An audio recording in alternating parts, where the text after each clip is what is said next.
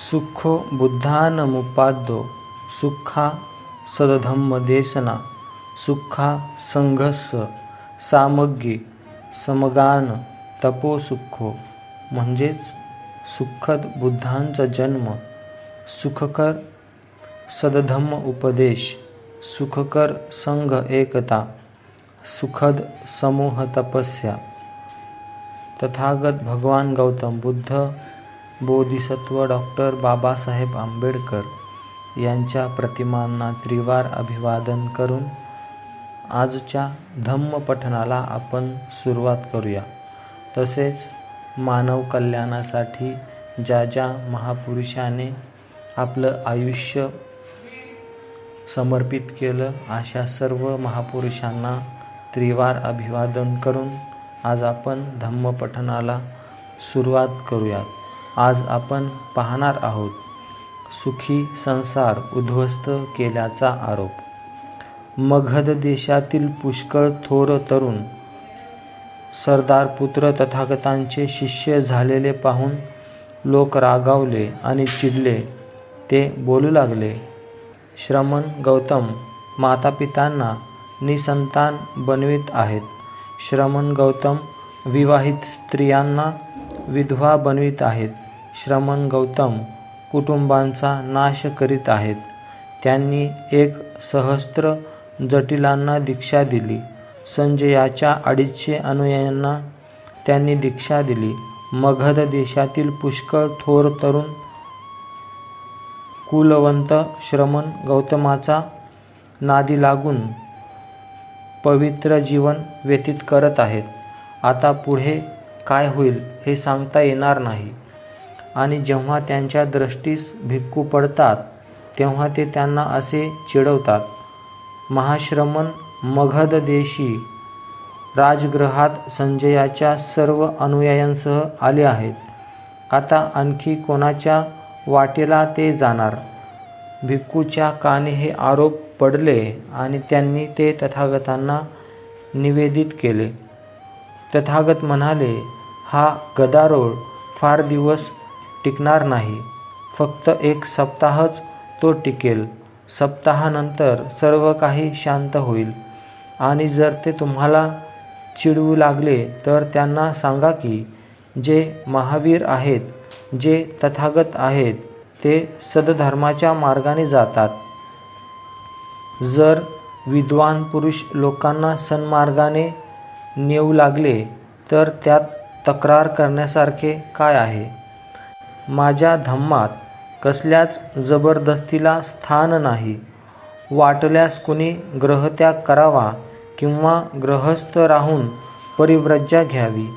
भिक्खूंनी जेव्हा टीकाकारांना तथागतांचे हे शब्द सांगितले तेव्हा त्यांना समजून चुकले की शाक्यपुत्र श्रमण गौतमांना सन्मार्गानेच नेत आहेत, कुमार्गाने नव्हे. आणि मग त्यांनी तथागतांना दोष देण्याचे थांबविले.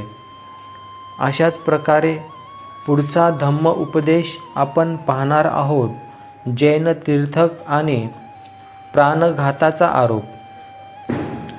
तीर्थकांना वाटू लागले की श्रमण गौतमाचा प्रभावामुळे लोक आता आपणास आदर दर्शवित नाहीत.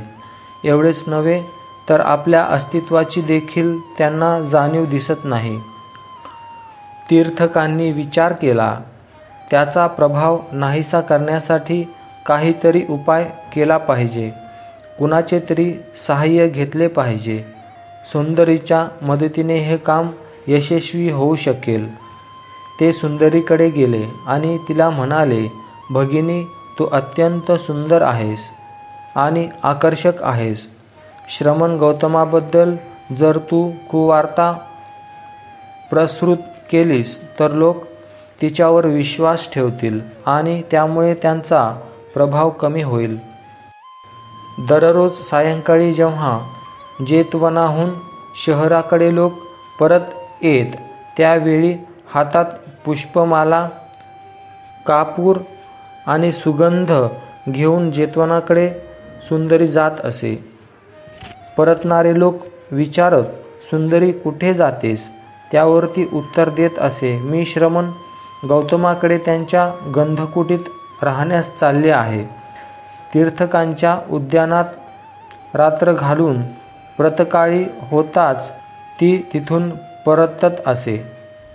जे कोणी तिला विचारत की रात्रभर तू कुठे होतीस, त्यांना ती सांगत असे, श्रमण गौतमाकडे होते.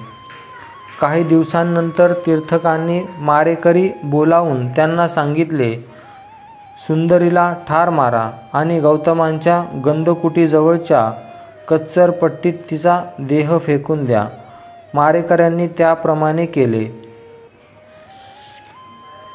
त्यानंतर तीर्थकांनी सरकारी न्यायाधिकाऱ्याकडे तक्रार केली की सुंदरी जेतवनात जात असे आणि आता ती कुठे दिसत नाही. सरकारी अधिकाऱ्यांच्या मदतीने शोध करताना कच्चरपट्टीत तिचा देह त्यांना आढळला. आपल्या गुरूंची अब्रू वाचविण्यासाठी सुंदरीची हत्या केल्याचा आरोप तीर्थकांनी तथागतांच्या शिष्यावर केला. सुंदरीची हत्या केल्याबद्दल मिळालेल्या धनाची वाटणी मारेकरी दारूच्या गुत्त्यात करीत असताना आपापसात भांडू लागले. सरकारी अधिकाऱ्यांनी त्यांना ताबडतोब पकडले आणि त्यांनी गुन्हा कबूल केला.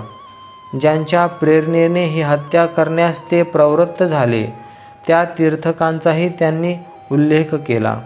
अशा प्रकारे तीर्थकांचा उरलासुरला प्रभावही त्यांनी गमावून टाकला. अशा प्रकारे आज आपण तथागतांचा धम्म उपदेश पाहिला. तुम्हाला तथागतांचा धम्म उपदेश कसा वाटला हे आम्हाला लाईक, कमेंट, शेअर आणि सबस्क्राईब करून नक्की कळवा, जेणेकरून आम्हाला बुद्धधम्मा या यूट्यूब चॅनलवर नवनवीन माहिती आणण्यास मदत होईल. धन्यवाद. नमो बुद्धाय. जय भीम.